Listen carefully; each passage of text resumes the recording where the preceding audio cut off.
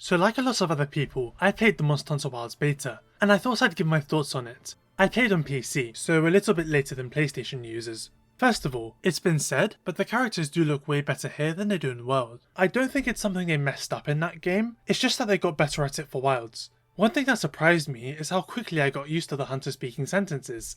Yes, sir. The Forbidden Lands? This is something new to Wilds, and I quite like it. It's nice for our character to actually talk to other people. That's alright. Can you reach it? I have to try. I'm coming too! The Palico, however, I had to turn the meows back on. I gave it a fair shot, but I simply couldn't do it. As for the first story mission, it was a lot of fun. It's uncommon to see an NPC in that much danger, a child no less, so the stakes felt very real. Getting swarmed by this army of Balaharas felt quite scary. We rescued the girl's brother, and again, I don't think I've seen a random NPC in this much danger before. I do feel like if we waited any longer, Chatakabra would have eaten him up. I like how as they escape, he doesn't want to leave his secrets behind. The cutscenes are very well done, but the dialogue scenes are a bit drastic in terms of quality drop-off. This is normal. The bespoke cutscene animations look great and then suddenly the characters are just standing around with blank expressions on their face. It's unavoidable, but I think they could improve it slightly. For example, by making the dialogue advance faster, which would make the conversation feel less stilted. Never seen anything like that before. Back where we're from? That's all we really got for story. It doesn't really tell us a whole lot yet, since it's obviously just a couple of missions, so I don't know if it will be good or bad. But as far as cinematic gameplay introductions go, this one was pretty cool. Kind of evokes For Ultimate, but this time you're being chased by a dozen serpents instead of a giant whale. Let's talk about the actual gameplay. The combat feels very different. We're still using the same weapons, but they're expanded upon in really interesting ways that also threw me off a fair bit. For example, the direction you hold on the analog stick matters more than ever before, because for weapons like the longsword, you straight up perform different attacks depending on the direction, and move around a fair bit more. I did try a few weapons, but not all of them. Hammer feels nice as ever. There's this really big swing you can now do, but otherwise it's the same as World. I don't believe Courage Mode or Water Strike is back though, which kind of sucks. I really wanted to main Switch Axe, but now I'm not so sure. It feels a lot slower than it was in Sunbreak, and the charging of the sword mode feels different too in the way that's throwing me off. I do like the new parry moves though. There's a fair bit of wind up to them, which means nailing the timing is a bit tricky, but super satisfying to pull off. They're a lot more skill based than the Sunbreak counter, which admittedly was a bit too powerful. Dual swords are good, but what throws me off about them is that you have to manually continue the demon dance on your own. It doesn't just complete the whole thing automatically. The weapon has a perfect dodge that I would love to learn the timing of in the full game. I had tried Charge Blade briefly and ended up pulling the worst SAED in the history of Monster Hunter. As I said before, the direction you're holding matters. I held back because that's what you do to perform a normal AED, but I must have misinputted the triangle button because my hunter instead did a complete turnaround, which is something the heavy weapons can do now I guess. It will definitely take some getting used to. Finally, I tried the bow. I really enjoy how the weapon plays in this game with the new tools. This will certainly be one of the main weapons I use, and that's not even getting into the perfect dodge mechanics. I never fully understood what focus mode was until I tried it, but it's way more simple than I thought. It basically enables third-person aiming for every weapon. It's simple but very nice, lets you precisely aim your attacks at certain monster parts, even mid-combo.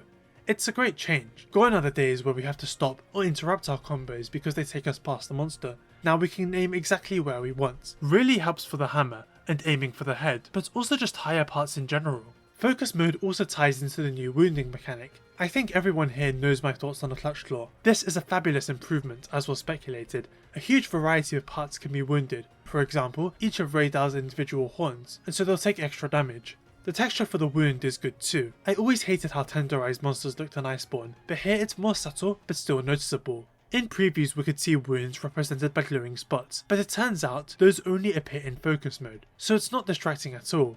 There's also a wound burst mechanic, where striking a wound with a specific attack will cause it to explode, dealing a lot of damage at once. It's cool because the wounds eventually burst anyway, this just gives you more damage for them, at the cost of removing the wound. So the question is, do you want to keep the wound around for longer and deal more damage over time, or get rid of it now for a massive burst of damage? This could end up being a bit tricky in multiplayer though, since some people might want to keep the wounds for longer while others will burst immediately. The bow for instance will have zero trouble. Let's talk about the monsters. Chatakabra is this game's great Azuchi or Jagras. He's good, fairly simple. I don't have much to say about him, but points for uniqueness, being an amphibian and all. Balahara is great. I love how creepy his face is and how it glows.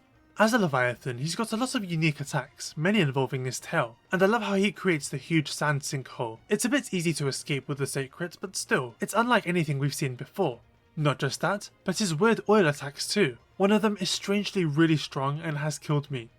Ray Dao?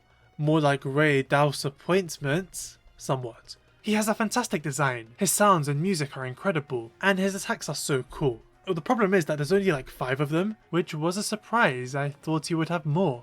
Still, his existing attacks are dangerous, and he mixes enough of them up to be a serious threat, especially his charged railgun strikes.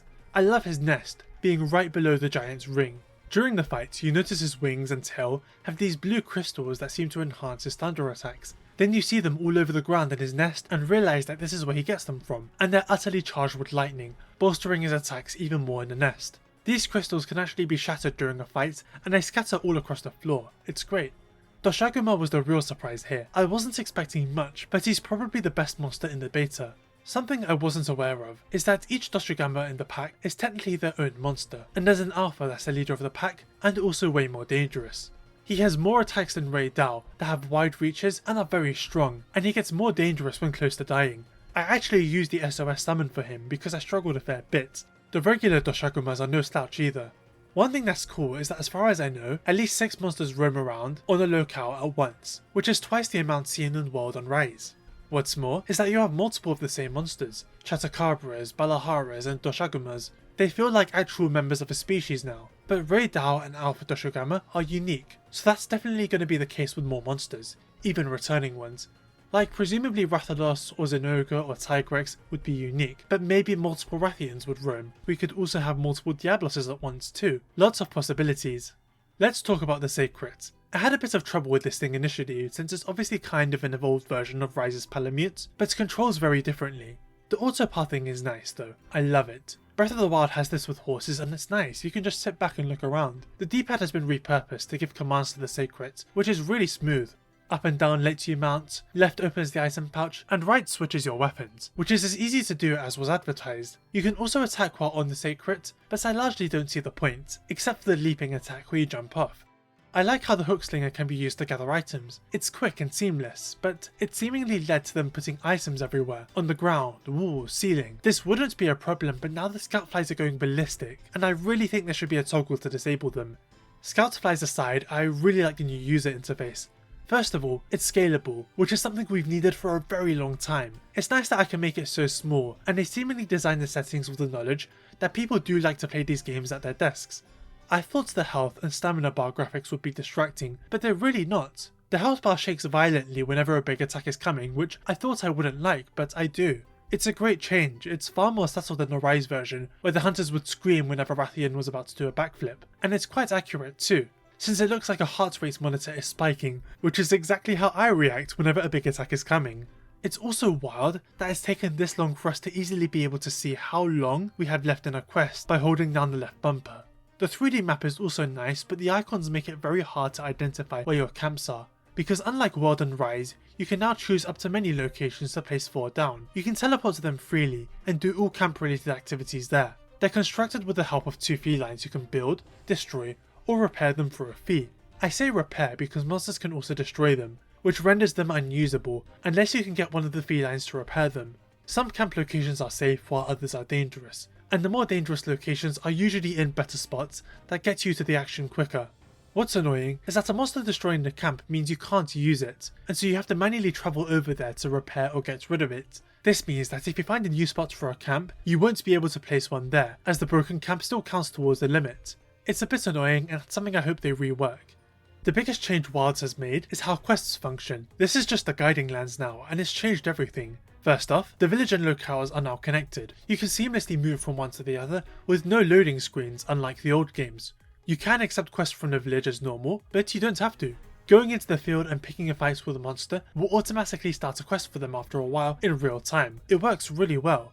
The quest timer appears and you get 3 cards as usual. What's absolutely mind-blowing to me is what happens when you complete a hunt. you just continue. Not only can you skip the end quest timer, but these types of quests will not send you back to camp. You just continue. There's no loading screen. The monster corpse remains. It's a total revolution, and it's one of those things that will make going back to the older games ridiculously hard. Rise players are familiar with hanging with the wire bug to skip the quest ending animation. Here, you can just fly through everything, which gives us more time to actually play the game. I'm genuinely in awe. This here is the power of new technology. This is the future. And of course, while you can wait for a thunderstorm for Wade Dow to come out, once you've beaten him in a free hunt, a regular quest will become available, allowing you to fight him whenever you want. You accept these quests from the new handler, Alma. While the wild handler would stay at camp, Alma travels around with you on her own sacred, making observations, gathering items, allowing you to take a quest whenever you want. It's cool, and really makes the two of you feel like a team. It is very apparent that the world developers took a lot of Handler's criticism to heart, as it's now far more obvious what Alma's contributions are. During a hunt, you can sometimes see her hanging back and taking notes, and when you defeat the monster, she'll sometimes come forward and start taking notes. It's really cool.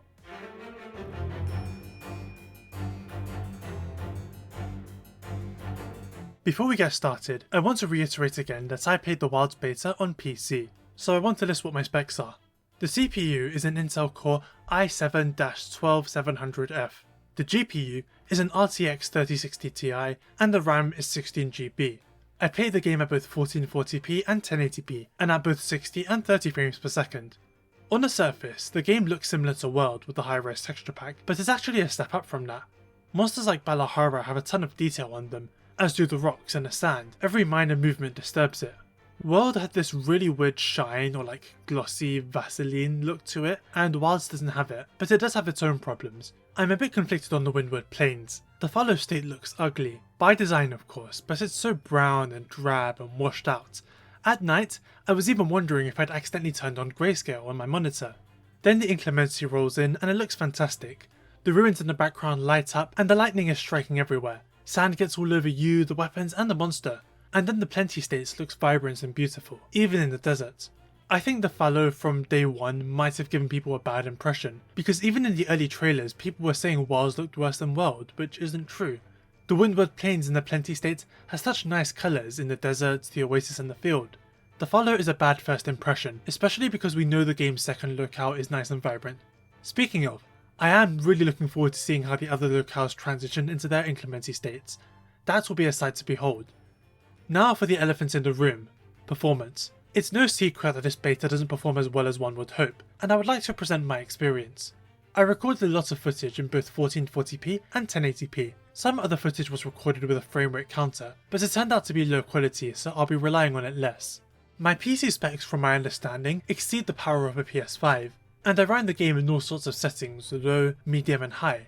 I could never hit 60 frames per second unless I was idling in the camp. The game was constantly hovering around 50, going down to 40, and it would be at its absolute worst in the grassy area of the Windward Plains, as well as the village.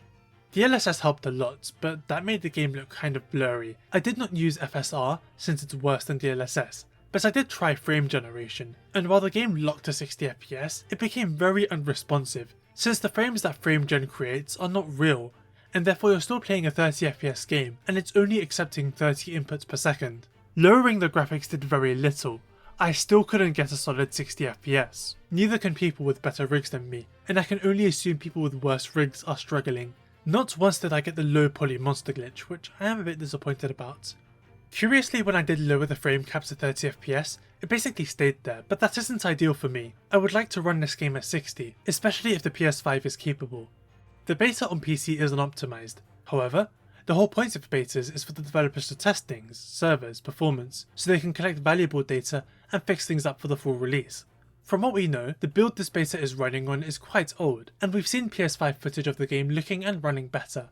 So based on all that, I do think that since my PC was often quite close to hitting 60 FPS anyway, it will be achievable in the full release. In most cases anyway, because I do think the grassy area is a lost cause, and I'm uncertain how they'll fix up the village. Some people wonder why the game is so taxing when World ran a lot better. The reason for this is new technology. The target platform for Wilds is the PS5, while World had the PS4. The PS5 is capable of so much more, and as games take advantage of it, things become more intensive on other platforms. This is why Rise runs like a dream on PC, because the Switch was the target platform, and that system is quite weak, so thanks to developer optimization, more capable platforms can play the game better and faster. Wilds is the opposite.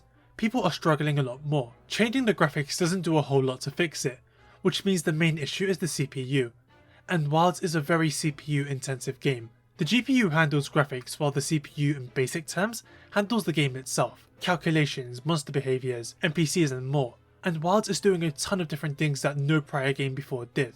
Let's go through some examples. In Wild and Rise, monster turf wars would only initiate when you were near them. If you weren't there, then they wouldn't do anything and would just pass each other by. This is not the case in Wilds. I got so many notifications for Balahara and Doshaguma turf wars when I was nowhere near either of them, which means monsters are operating with their advanced behaviour at all times, which is something that did not happen in prior games. This occurs for other things too, like destroying your camps. It can happen at any time, and likely other unique behaviour from them too. This is all something the CPU has to keep track of at all times, and it gets more intense when you remember the presence of 6 different monsters at any given time. Forget the large monsters, the small ones travel in massive herds now, bigger than the older games where it used to be 4 maximum. They have less complex behaviour than a large monster, but the CPU still needs to account for each of them and what they're coded to do, and their behaviour is more advanced than that of the older games. Monster corpses can now be walked on. As cool as this is, it means they now have collision and are not permanent, another CPU thing to keep track of. Small monster corpses are also handled differently than before. In the older games, a larger monster would kill a small monster who would die, and then lay still on the floor. Because it was still, the larger monster would have to readjust their body so that their head could reach and eat it. This is even the case in Wild and Rise, but not Wilds, because on numerous occasions I witnessed the Doshugama pulling a small monster corpse towards it. These are now movable objects, something else the CPU must keep track of. Alma herself likely takes up CPU resources, accompanying you everywhere, gathering, as do the Sacreds. And of course, everything in the village is happening in real time too, like the 100-player hubs and all the NPCs residing there. Some of them can even be found out and about in the wild, which means they must have schedules, which is even more CPU drain. This goes both ways, as while you're in the village, the game is still keeping track of everything happening in the Windward Plains. It all adds up, which means you need a good CPU to run this game well. Graphics don't have a whole lot to do with it. There is a wider conversation here, because while this is a beta and performance will likely improve, I think people with lower specs may have to upgrade anyway if they want this game to run at an acceptable standard. You've likely seen a lot of anger online over how Wilds runs on PC, and a lot of this links back to the past 10 or so years of PC gaming. The PlayStation 4 and Xbox One were not very powerful consoles at all for the time period they were released in, and it was very easy to build a much stronger PC. PC gamers were using their very strong rigs to play games designed for the PS4, allowing them to run them so much better. You might have heard something over the years like, you can build a better PC for cheaper cost than a console and get better graphics, which was true back then, especially when you factored in other costs like paid online on consoles. However, the PS5 and Series X are powerhouses, and games are largely being designed for them now.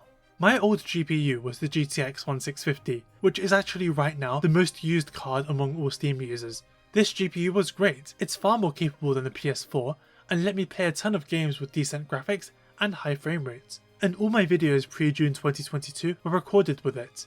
Here is a clip from Duppy, the based mudfish on Twitter, trying to play the Wilds beta. Unaltered footage, a literal slideshow.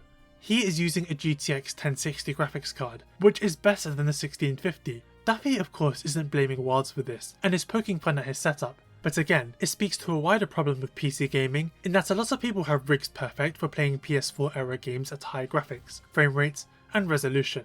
But now that games are scoped for the PS5 and have a much higher baseline, these same, or even appropriately upgraded PCs are having trouble getting the same results. They're obviously not able to run Wilds to a standard they're used to, and it's frustrating them, especially because to achieve those same standards, they'd have to spend way more money than they used to in the PS4 era. If you're willing to spend money on hardware to make Wilds run better, I would personally recommend waiting for either a second beta or the full release, because I do think they'll optimize the game further. I think it will be good enough that PCs like mine should be able to run the game stable at 60 frames per second at medium to high settings. People have to remember that it takes a lot for a bad performance in games to get overlooked nowadays. Games that run badly are tarnished with a brush, and it dominates all conversations about them. Wild Hearts, Jedi Survivor, Dragon's Dogma 2, any game that runs badly is given grief for it, which affects the game's reputation and potentially sales. publishers do have an incentive to make sure things are stable, and I do think Capcom has a vested interest in having Wilds run well at launch after what happened with Dragon's Dogma. One more thing I want to add, the spec sheets got a lot of attention because according to it, the game required frame gen to hit 60 frames per second, which means it was very intensive and or unoptimized. As we established earlier, frame gen should never be used to hit 60 frames per second, the game will feel dramatically worse. But I don't think the game will be needing it at all, because anyone with a card capable should easily be able to hit 60 on their own, especially with more optimization. For 100 or more frames, maybe it will be useful, but for 60, I do believe things will be fine in the end, so I'm unsure as to why they'd even put it there to begin with. It just made everyone panic for no reason. I myself am upgrading, although not just because of Wilds. I have a pre-built PC and it's not very upgradable, which is a problem, because I've been wanting a better GPU and more RAM and it's just not going to work on this thing. So if you're going to get a PC, please choose wisely. So those are my thoughts on the Wilds beta, and its technical performance I suppose. I'm very impressed by what I've experienced and I am really looking forward to the full release. The technical issues are rough, but I believe things will be smoother in the final game. So for anyone considering upgrading to newer hardware now, I think I would recommend waiting for a second beta. What were your thoughts on Monster Hunter Wilds though? The monsters, weapons, performance, please let me know. I'd love to see what everyone else thinks. Remember that I can subscribe, and have a good day.